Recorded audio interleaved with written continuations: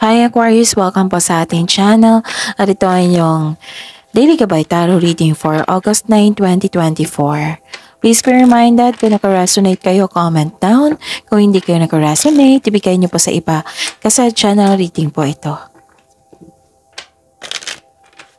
This is for you Aquarius ngayong August 9, 2024.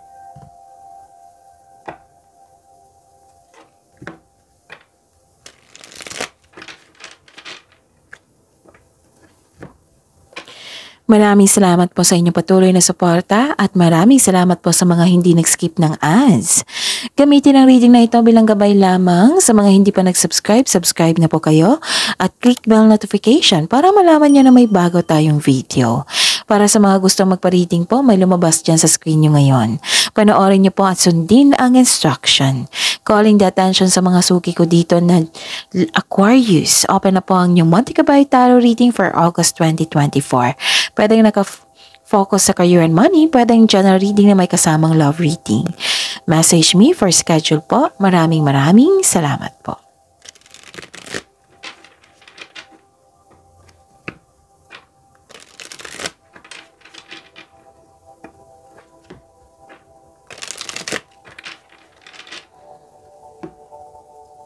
Para po ito sa inyo Aquarius ngayong August 9, 2024.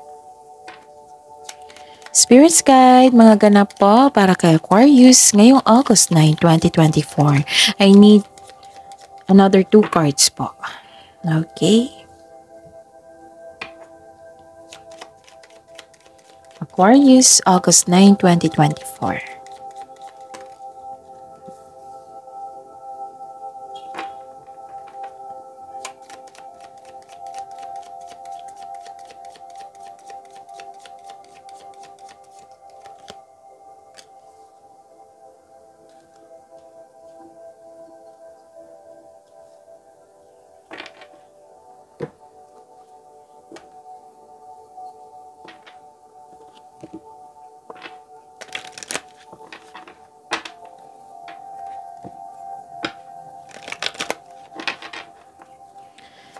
Spirits Guide.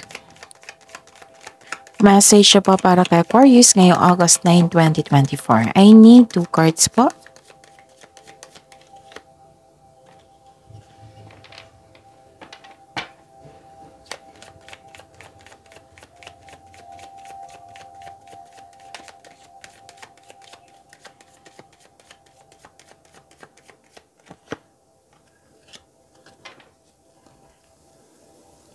Okay.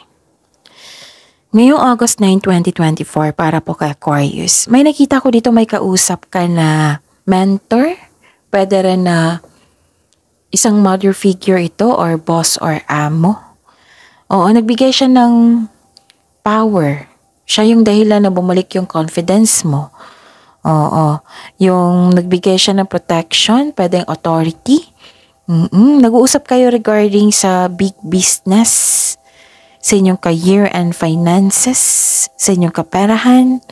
Yes, nagbigay ito ng suporta sa iyo. At nakita ko rin dito na may usaping regarding sa property. Oo, pwedeng bumili or ibenta. May nag-uusap din dito na grupo ng tao. I consider this is your family kasi grupo ng tao. Tapos some of you gusto nyo mag-relax. Mas gusto nyo mag-relax sa bahay. You felt calm and security pag nasa bahay kayo. So kung instead na magbakasyon kayo para magkaroon ng adventure, gusto nyo magbakasyon, mag-staycation sa bahay. May nakita rin ako dito na home base. Some of you home base yung trabaho po. Okay? Tapos may dito pwedeng nabibigatan kayo sa paggawa ng desisyon. Kung nag-overthink kayo, kailangan nyo makawala dyan. Okay, Aquarius? Tapos you felt guilty dito. Bakit naman? Ano nang nangyari, Aquarius? You felt guilty kasi dito So yun, alamin natin. Okay.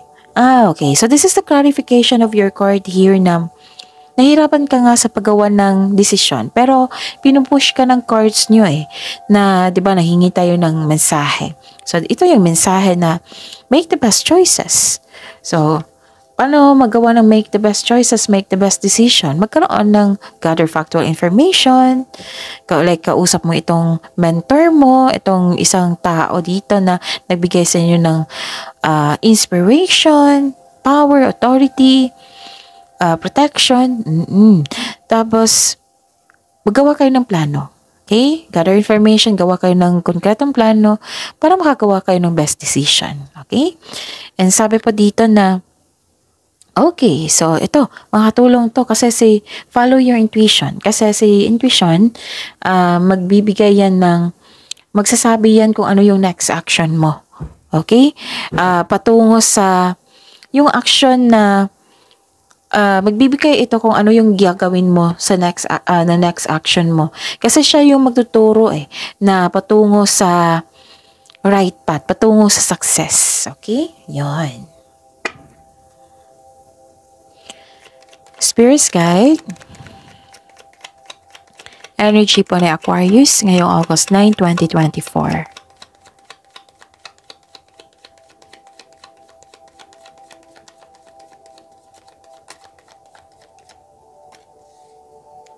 And the clarification of this card po.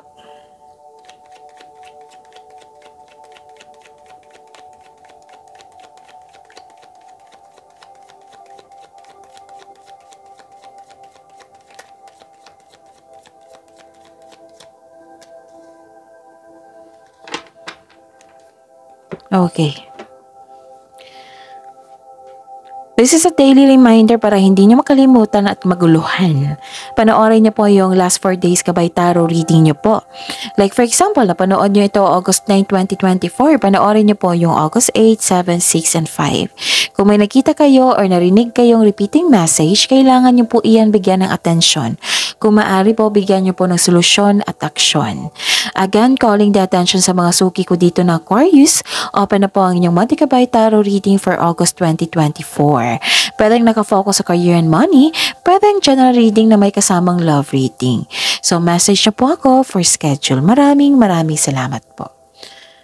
Okay. So, yun. Nakita ko dito na lahat you are under air signs So, sa mga cross-watcher dito na Gemini ng Libra, may kausap talaga kayo na pwedeng mentor nyo, isang mother figure, boss, tapos nagkaroon ng movement dito, transformation, transition. Yun, that is the, clarification talaga na nangyari ito kay Earth signs. Okay? Busy kayo, no? Nakikita ko dito, pwedeng busy sa pag-isip, busy sa mga ginagawa nyo. Nag-take action po kayo. Okay. So, what is your energy? Nakikita ko dito na okay. Kaya palang lumabas to. Make the best choices, 'di ba? Kasi sabi ko kanina dito na nahihirapan kayo, nabibigatan kayo, may i-sacrifice kayo, you felt guilty. Andito rin. Sabi po ng card dito, maggawa po daw kayo ng solidong plano, concrete plan. Okay? Tapos may concern din kayo sa mga cross-watcher dito na Libra and Gemini. May concern din kayo, Aquarius, na may taong immature na ayaw makinig sa iyo. Pwede din hindi mo nagustuhan yung mga nangyari, yung mga ginagawa ng taong ito, ganon. Pwede din na may gusto kayong kunin or may gusto kayong ma-achieve. Parang nababagalan kayo sa progress. Oo, gusto mong mag-shortcut para magkaroon na ng pamumunga, output, resulta. Pero sabi po ng card niyo po dito na kung kailangan niyo po daw ng maagang resulta, mag-build kayo ng konkretong plano without rushing. Kasi alam niyo naman kung i-rush mo yan, hindi talaga kayo confident or satisfied. Wala kayong satisfaction na mararamdaman yan kung rush talaga. Okay? So, take at one at a time lang. Relax lang po. Ganon. Okay, Aquarius? Tapos, may naalala kayo sa nakaraan, na nasaktan kayo. Yes. Pwedeng third party issue ito or nagpasya kasi kayo parang naalala mo sa nakaraan kasi nangyari na, di ba? Nagpasya kayo na for recovery. Lumabas to kahapon sa inyo Kung hindi ako nagkakamali. So, bigyan ng attention kasi repeating message You're decided here na kaya nga may sabi ko sa inyo, busy kayo, full of movement. Marami kayong ginagawa. Marami kayong iniisip. Pero, sa ngayon, nagkaroon na ng recovery. You're releasing the pain, you're healing yourself, nilet go mo na yung mga nararamdaman mo na sufferings, nahihirapan, nabibigatan, nilet go mo. Gusto mo kasi magkaroon ng development or healing. Kasi you're decided na, ayoko na mag-overthink. Okay, hayaan ko na to. What I meant is, tanggap kong ang mga nangyari, ganyan talaga yung ugali niya, so kailangan ko na habaang pasensya. Yung tanggap mo, pinaprocess mo talaga, nagkaroon ng resilience. So, ang sabi po ng card dito, kung nasaktan po daw kayo, mag-focus po daw kayo sa present. Kung nasaktan pa rin kayo sa mga nangyari sa nakaraan, bigyan ng solusyon para hindi na maulit. Kung naalala nyo na sa future, hindi na siya ganun kasakit, diba? Or nawala na. So, look to the future with hope for new experiences. Again, focus kayo sa present and look to the future with hope for new experiences. Marami pa naman dyan sa chances. May pagbabago pong mangyayari kasi may natanggap mo nagkaroon na ng healing. Tinutulungan mo yung sarili mo. Okay? Hindi ibig sabihin nagkamali kayo noon, magkakamali kayo ngayon. Kasi nakuha mo yung learnings sa nakaraan mong journey So, hindi yan ibig sabihin magkakamali kayo ngayon. Okay? Yan. Spirits Guide. Spirits Guide, career and money po ni Aquarius. Ngayong August 9, 2024.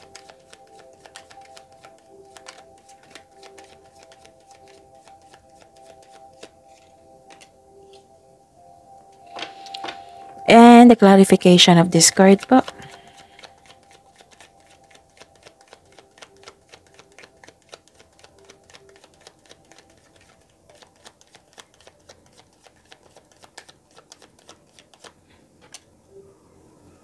Okay.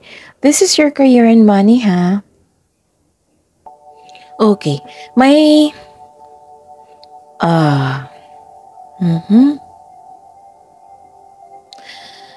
Actually, may dumating na opportunity dito sa career and money niyo po, Aquarius. Pero hindi mo tinanggap dahil sa meron kang dahilan. Pwede din nagkaroon ng delay. Sinintay mo. So, ano yung tamang gawin kung nagkaroon ng delay? Magbigay ng pasensya.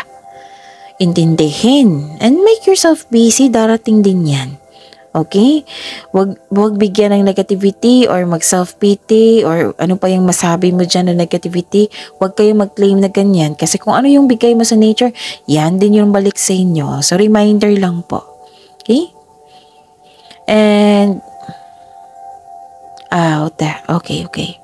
May nakita ko dito na wag nyo, again, dalawang card na nagsabi dito, kung may gusto kayong gawin or matapos, wag nyo po daw i-rush. Unless kung confident kayo sa inyong konkretong plano, then do it. Pero ang paulit-ulit kasi ito sinasabi, pinupush talaga ng cards nyo po, Aquarius, na kung ano yung iniisip nyo, kung ano yung gagawin mo ngayon or plano mo, wag nyo po daw i-rush. Sabi po ng card. Pwede din na may pagbabago, sa inyong buhay ngayon. Okay? Okay, may pagbabago talaga, repeating message again. So, may pagbabago, pero sabi po ng card dito, naging uncomfortable kayo. So, that is very normal kasi, di ba, new beginning. Bago sa inyo lahat. Instead na i-pressure mo yung sarili mo, learn from it. I-adapt mo itong pagbabago na ito. Okay? Kasi nakita ko dito, uncomfortable ka sa pagbabago Okay? So, ayun. Kung magkaroon ng delay, habaan ang pasensya. Nakikita ko rin dito na yon, tatlong card na ha. Tatlong card na po nagsabi dito. Diba, nagra-rush kayo. Wag po kayo ma-rush kasi nakikita ko dito na sabi-sabi ng card dito, magbigay ng pasensya, magbigay ng one at a time lang po, magbigay ng konkretong plano. Huwag niyong madaliin. Kasi pinapressure mo yung sarili mo eh. Exhausted ka na. Alam niyo naman kung ano yung energy na yan. Okay? Tapos nakita ko dito na pinapressure niyo talaga yung sarili mo. So, sabi po dito, tatlong card na kasi nagsabi dito na pinupush ng cards nyo po na kailangan nyong gawin kung pwede po. Na one at a time na po, subukan kunin mo lamang yung anong dapat mong kunin. Huwag mag-say yes kung hindi naman akmasin yung schedule para hindi kayo makaranas ng pag-burnout. Okay? Mag-ingat din po kayo sa taong manluloko. Okay? Tapos, huwag po daw kayong magpa-apekto sa intriga. Focus po kayo sa inyong goal sa buhay. Okay? Yun. Actually, matatapos mo ito, pero huwag niyong madaliin. Matatapos pa rin to eh. Itong mga ginagawa mo. Pwedeng project mo ito? Kasi parang nagmamadali ka para magkaroon ng resulta. Tatlong card na ha. Nasabi dito, huwag kayong mag-rush. Busy talaga kayo ngayon. Spirit Sky, Love Life, Self-Love, Partnership, and Romance ni Aquarius ngayong August 9, 2024. Okay? Okay. And the clarification of this card po. Puro movement. Super busy si Aquarius. Pwedeng sa pag-iisip to. Pwedeng literal talaga na busy kayo dyan. Okay. Maraming salamat po sa patuloy na tiwala suporta sa ating channel at maraming salamat din po sa mga hindi nag-skip ng ads. May lumabas dyan sa screen nyo ngayon. Kung gusto nyo po yan, then follow instruction. Wow, this is granted your manifestation, no? At the end of the day, granted yung manifestation nyo po. Ang ganda. So, yun nga. This is a clarification also na busy kayo ngayon. Kasi you are inspired in action. Dito pa lang, you are inspired in action. Yun nga lang, yung mga paalala ng cards nyo dito na huwag nyo i-rush. Huwag nyo i-pressure yung sarili nyo. Kasi matatapos pa rin yan eh. Okay? Tapos, okay. Ito yung hanap-hanap ko. Diba sabi ko sa inyo, ma-adapt mo rin yan. Yung pagbabago. Na-adapt nyo yan. Na-adapt nyo na. You have full of confidence dito. This is a clarification of your cards here. Yun yung hanap ko. Granted yung manifestation nyo, may parating na blessings po. Tapos, nakita ko dito na ginagamit mo talaga yung skills, talino mo, talent mo para maguha mo yung gusto mo. May paalala or may sinabi dito yung card nyo dito na with the divine assistance, all things are possible. You can make your imagination real. Wow! Full of confidence kayo dito ha. Actually, some of you lalo na sa mga single dito, nagmanifest ng magkaroon ng relasyon. Yung magandang relasyon.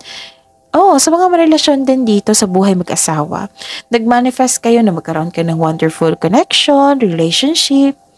So, sabi po ng card dito na mag-grant po ito. Magkaroon ng, mag-grant po yung manifestation nyo. So, okay. Mag-pay attention po daw kayo to balance your emotions with your thoughts while remaining grounded and passionate. Okay? And, okay. Sa mga single dito, may advice po dito na kung gusto nyo ng green flag, magsimula po daw to sa inyo para ma-attract nyo po yung green flag. So, love yourself more. Okay? Yan. Inspired kayo dito, Ang ganda. Yes. Ano pa? Okay. Maging honest po daw kayo sa inyong sarili. Umiwas po daw kayo sa isang tao na um, mahilig mang bad trip. May strong personality kasi dito, maldito, oo. Pero guarded ka naman. Okay? So, yun. So, claim the positivity. Itong manifestation na ito na mag-grant, itong new beginning, itong success, itong best decision. Yun, follow intuition ha.